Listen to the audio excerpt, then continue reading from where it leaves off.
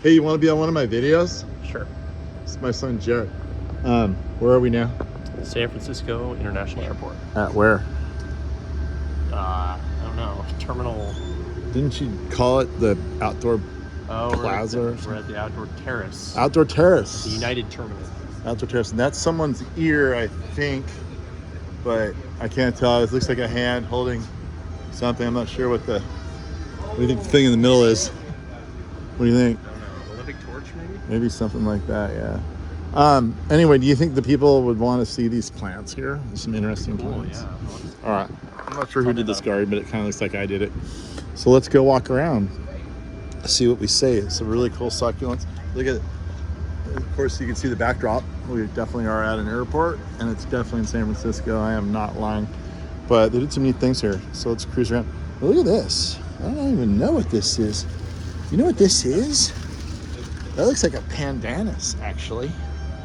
Type of pandanus. I think I saw these in Florida. This is pretty interesting. It's growing here. There's the stalk on it. Maybe somebody can ID this plant, but it looks like a pandanus to me of some sort of some relative. Then you just got your normal phormium, variegated phormium, mixed in with cordyline. These two different things. This is orange. This is yellow. Maybe it's all the same thing. Maybe it's all a cordyline. I don't know. I have to dissect it to find out. Moving right along. Kalanchoe, Carnea. It's red. Okay. Then you got your Echeveria agavoides because it's so big. See how big it is? It looks like an agave and it's not. And right next to that, you would think it was the same family of plants, but it's not. This is New World. This is Old World. This is Aeonium right here. Here's more Old World with the aloe, little shrub aloe. Down Southern Hemisphere, here we go to Australia, and we're talking cordyline. I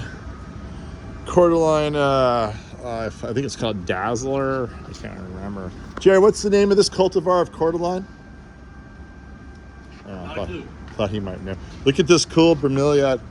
This is I'm not sure if it's a Dickia. I have this plant, but I like this one because a lot of them are really thorny, and this one's not. There's no thorns on the edges. It's a little bit pointy on the ends, so you have to watch that. And then, and then here's another. This one's called Crassula falcata. It's a beautiful red flower. So they did some really neat things here. I'm not sure if I'm in love with the statues. Are you? They're cool. They're cool. Okay, Jared said they're cool. They must be cool. I don't know. Kind of weird. Okay. Here we have the, what do you call this one? Jared, what's this one? It's a Senecio. It's Senecio, something hanging pearls or something. I can't remember. But anyway, this one will drape. It's really nice. Makes a nice ground cover. Another Aeonium. And then an Echeveria. This gets a beautiful orange-red flower. This is a Yucca Bright Star. It does look like a bright star to me. And then we have another phormium over here. And do you see anything noteworthy that pertains to us in this planting? I'm not sure that I do.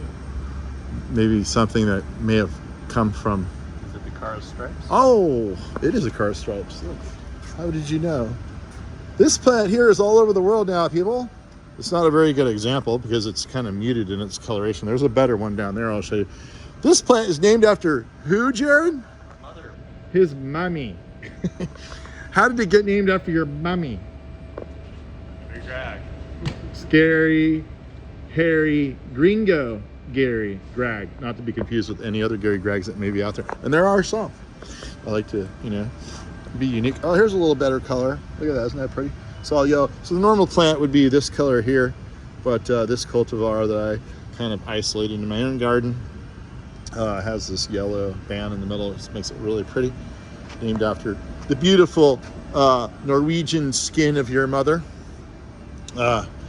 More Echeverias of different sizes, shapes, and denominations. These are called kangaroo paws. Jared, would you like to see a kangaroo paw? Beautiful little kangaroo paws.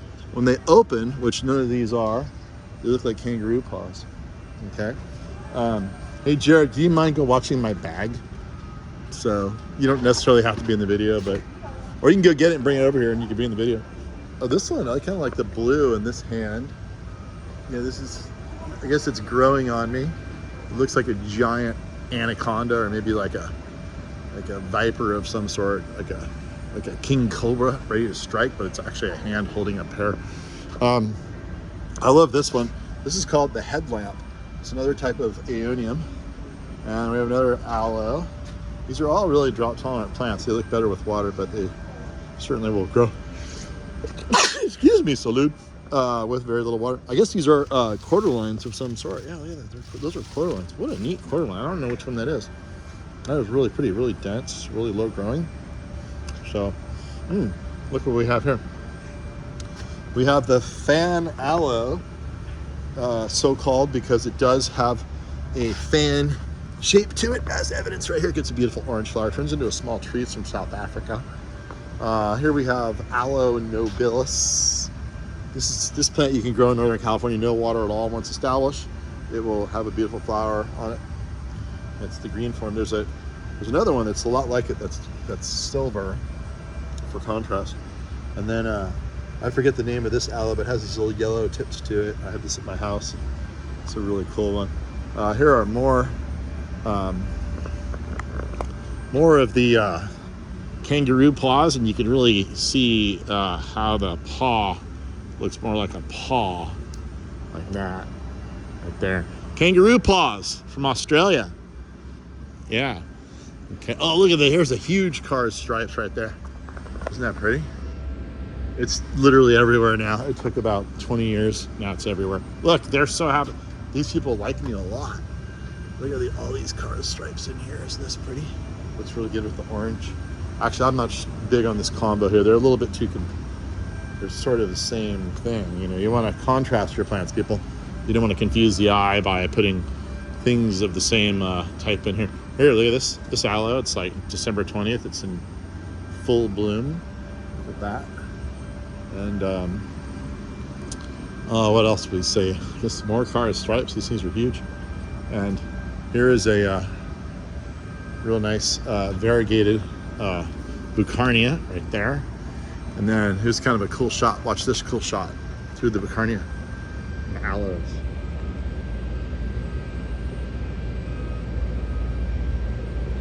Right there. Somebody's getting ready to go have some fun in that plane. Yeah, so it's the overall theme here. You get these tiles that are on some sort of a framed substrate. Oh, look at this. Is that just... This is agapanthus, variegated agapanthus. Isn't that neat? I always gotta love the Aeonium Schwarzkopf. Another Formium, beautiful coloration. And what else? Let's just keep cruising the whole scene here. No palms. No palms. They need palms. Look, they said this is nice. So whoever designed this did a good job. They really did like my car stripes. Look at that. And then, oh, here's some bromeliads. Look, we've got a California native right here. This is called elephant's foot right here. You can actually, this is an edible plant. But when this gets really bigger, it looks a lot like an elephant's foot at the bottom of the trunk. But our one California native, sort of, is this variegated Ceanothus. I forget the name of it, but it's derived from the California native Ceanothus. Here's a variegated jade. Look how pretty these little kangaroo paws look in here. This is a really well done garden. I think it looks fantastic. What do you think? I have this plant at home. This is it's a pink little flower. It's a succulent from South Africa. It's Mesembryanthemum family. And oh look, here's the bromeliads I promised you. Isn't that pretty? This is like a kind of garden you'd see like in Sao Paulo, like Roberto Burle Marxian. These big red bromeliads, great contrast.